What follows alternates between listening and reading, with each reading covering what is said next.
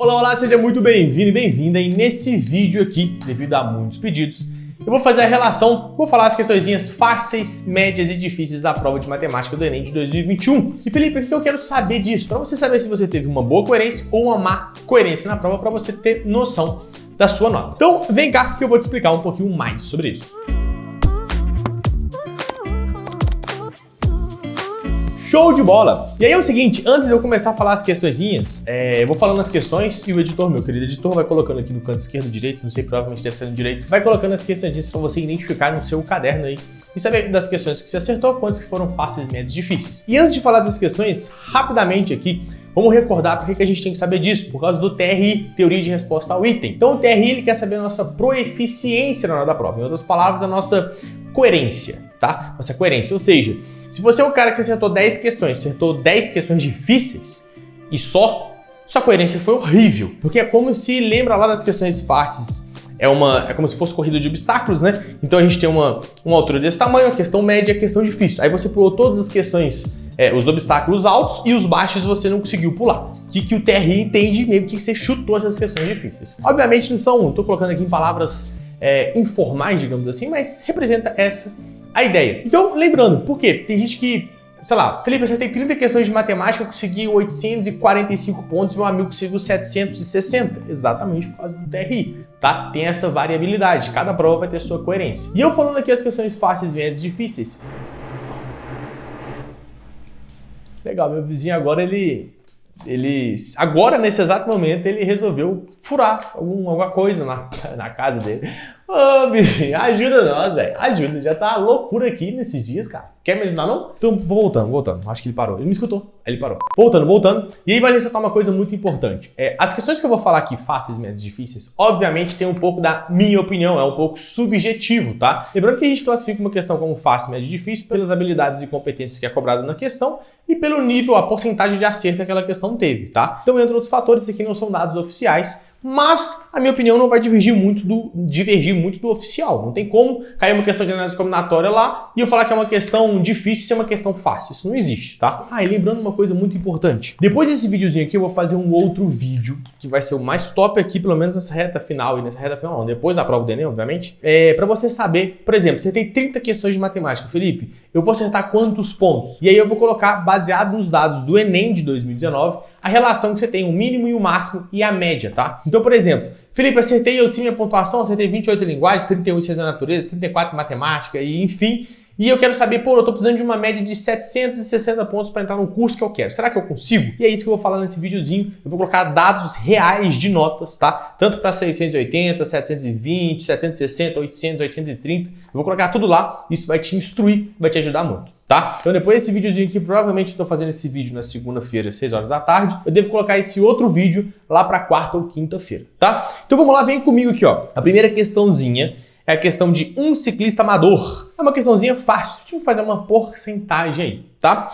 A segunda questãozinha lá era uma questão que tinha que fazer praticamente uma questãozinha de lógica, tinha que fazer tipo um sisteminha bem simplesinho. Era uma questãozinha fácil também, só fazer algumas multiplicações. A questão a 138, lembrando que eu tô falando no caderno rosa, mas o editor tá colocando aqui as questões para você identificar no seu caderno. A questão 138 do meu caderno aqui era uma questão também que tinha que fazer, uma questão praticamente só de porcentagem, tá?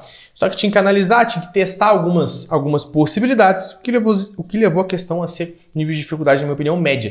Lembrando que eu tô colocando fácil, médio e difícil, mas você tem que pensar no nível de dificuldade de 0 a 1000. O que eu quero dizer com isso? Até uma certa categoria, vamos colocar até, por exemplo, 400, até 300 é uma categoria fácil. De 300 a 700 é uma categoria média. De 700 a 1000 é difícil. Ou seja, se uma questão for 350, ela vai ser considerada média. Mas se for 650, também vai ser considerada média. Nesse caso aqui, beleza? Então vou ter questões que eu vou falar que é média, que tá quase fácil, e tem questões que eu vou falar que é média, que tá quase uma questão difícil, tá? Questão 139, aquela questãozinha de geometria espacial, tinha que identificar se era trapézios isósceles, quadrados. E é uma questãozinha média. Média. A questão 140 é uma questão de estatística de média aritmética. Tinha que simplesmente fazer uma médiazinha aritmética aqui dos lanches, era uma questãozinha fácil, tá? A questão 141 também era uma questão de estatística, choveu questão de estatística nessa prova, era uma questão de média ponderada, era uma questãozinha média. A questão 142 era uma questão praticamente aí de grandezas diretamente proporcionais e fazer meio que um sisteminha ali para saber o preço que iria pagar. Essa questãozinha foi uma questão média. A questão 143 era uma questão de probabilidade, o organizador de uma competição, paranã. E nesse caso aqui vai ser considerado uma questão difícil, tá? Questão de probabilidade, falando pelo menos, calcular algumas probabilidades, isso aqui com certeza vai ser uma questãozinha difícil. Por mais que algumas pessoas, quem sabe isso aqui, vai fazer a questão em 1 minuto, tá? Não necessariamente uma questão que você faz ela muito rápido, ela vai ser uma questão fácil. Isso não existe. Tem gente que falou assim, uma vez eu vi, não, quem tem enunciado curto normalmente são questões fáceis.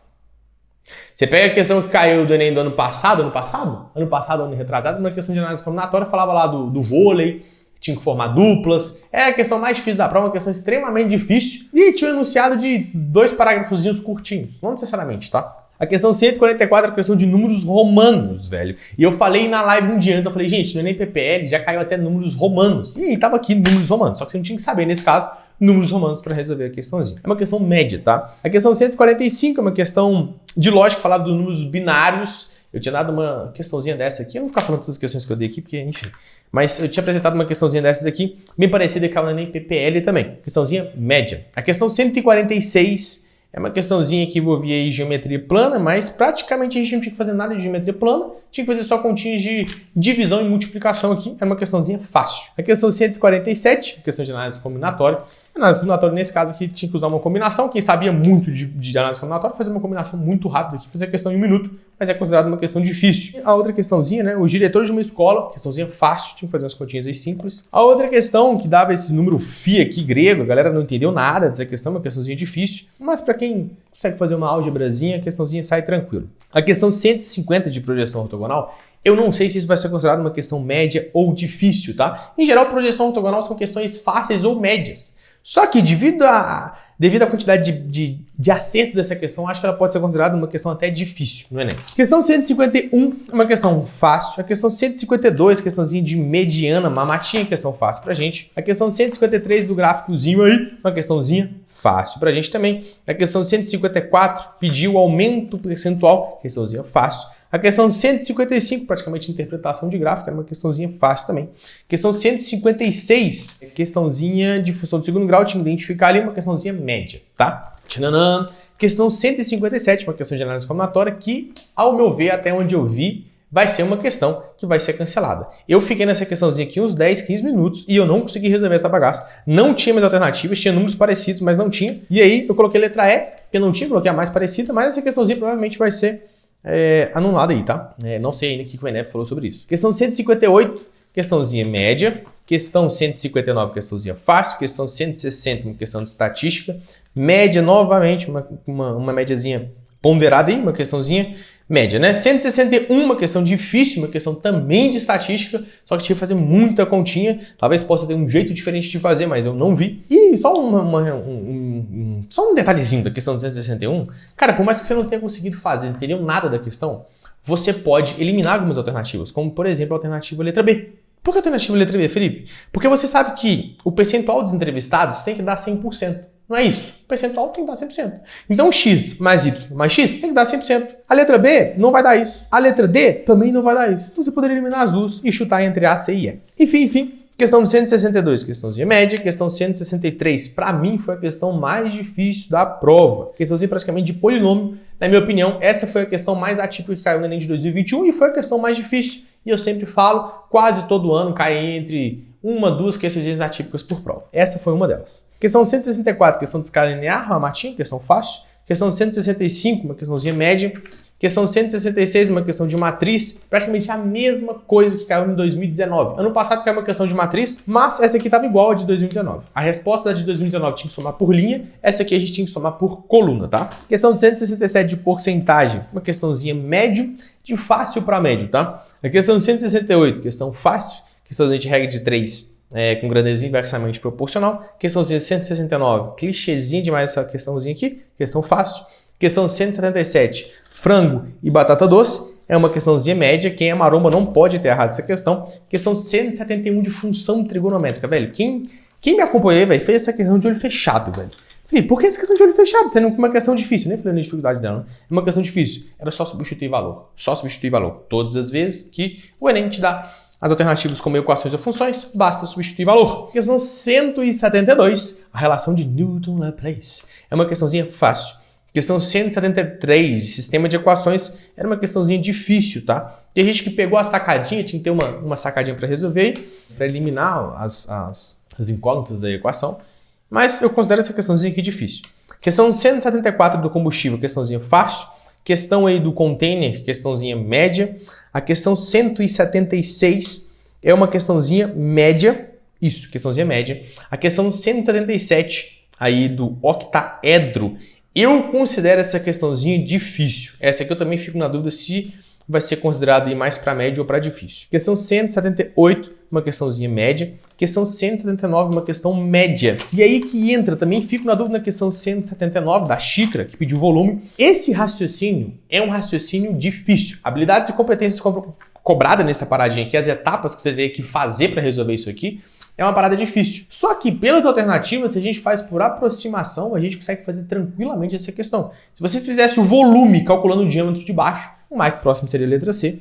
E se você fizesse o volume calculando o diâmetro pelo diâmetro de cima, você também o mais próximo seria a letra C, tá? Se você fizesse a média entre os dois, aí você, com certeza ele chega mais próximo da resposta ainda. Então, pelas alternativas, eu considero essa questão aqui média, apesar do raciocínio cobrado nela ser um raciocínio difícil. Também não sei se vai ser uma questão considerada média difícil. E a última questão, por fim, uma questão de geometria plana, uma questãozinha média. Tinha que calcular a área do triângulo, quadrado, retângulo, hexágono e círculo e fazer algumas continhas aí. E aí vale ressaltar uma coisa muito importante. Ao meu ver aqui, talvez pode até ter errado essa conta aqui, se não me engano, teve 16 questões fáceis, 21 questões médias e 8 questões difíceis. E aí um ponto muito importante, isso aqui é uma estimativa para você ter noção se você teve acertando as questões fáceis, médias e difíceis em relação à sua coerência, né? Só que vale ressaltar, cara, que o TRI não é tão simples assim.